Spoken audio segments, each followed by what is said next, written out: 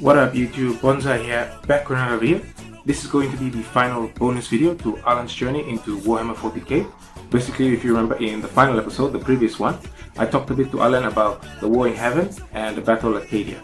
And yeah, I felt like it was going on a bit too long, so that's why I decided to cut it out and make this bonus video, just in case any of you are curious in hearing what I had to say about those two battles, as well as what Allan's reaction was to it.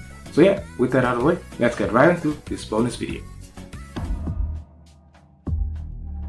Oh yeah, and I guess what's your impression of that war in heaven in general? Like, how do you like that storyline? Like, I mean, you've barely gotten a taste now, but how do you feel about it with the little you've gained?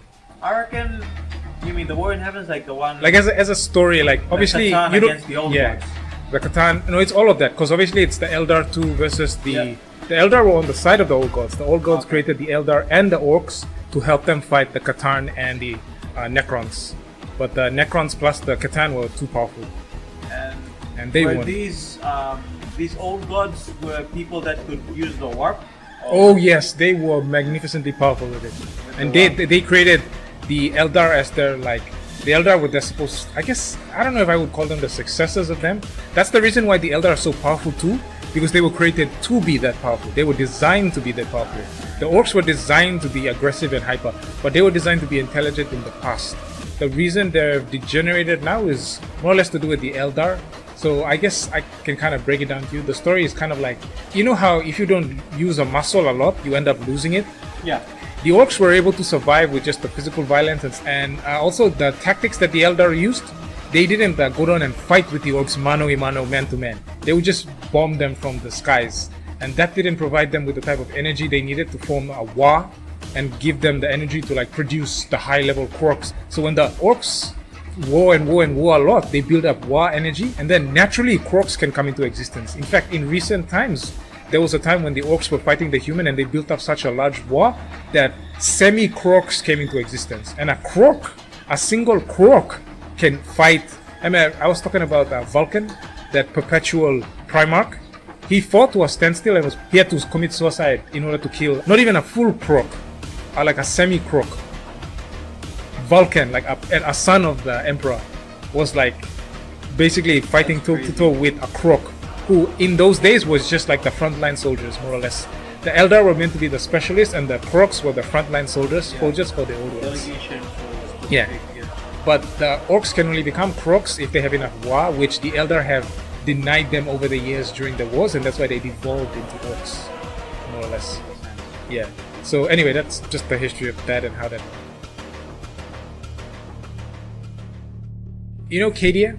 They kept mentioning it. We never really touched on. So Cadia was the place where the Cadians, the best human regiments were. But Cadia was right next to the Eye of Terror, which is this hole in space-time, and the warp could leak out and demons could leak out. And most of the Chaos Astartes formed their bases around that area. They could attack from there and stuff like that. So anyway, Horus is dead, but his successor, Abaddon, formed a bunch of crusades, and the 13th one was like the biggest and technically the most successful one, where they tried to like invade the world from the Eye of Terror, and the first line of defense was Cadia, where the best human regiments are formed, and they've been fighting off the chaos for so many years until I'm oversimplifying. It was a big story and it's a huge storyline, and I'm oversimplifying it, and I'm not doing it justice at all.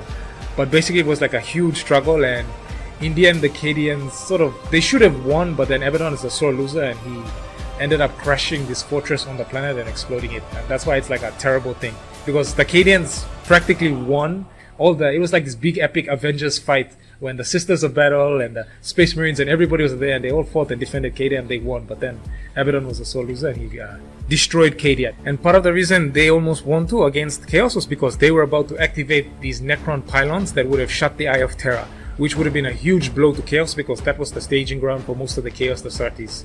And that's how they could easily access the warp and back and forth. But the Black Fortress fell down, destroyed Cadia, and the pylons were destroyed. And now, because of that, even though it wasn't fully activated, the pylons were actually suppressing that Eye of Terror all this time. And now that the planet was destroyed, the Eye of Terror actually grew. And now it's like messing up everything. And it even like cut off half of the Imperium of Man from the rest of it, from the central half, because the Eye of Terror literally grew and like cut off the Emperor's beacon for being able to project it. So the other half of the Emperor's human empire is like unable to access the Necronomicon. And that's because the Necrons pylons were destroyed on Cadia, which used to stop the Eye of Terror. So like the Necrons are like powerful OP basically. Yeah. I like the Necrons.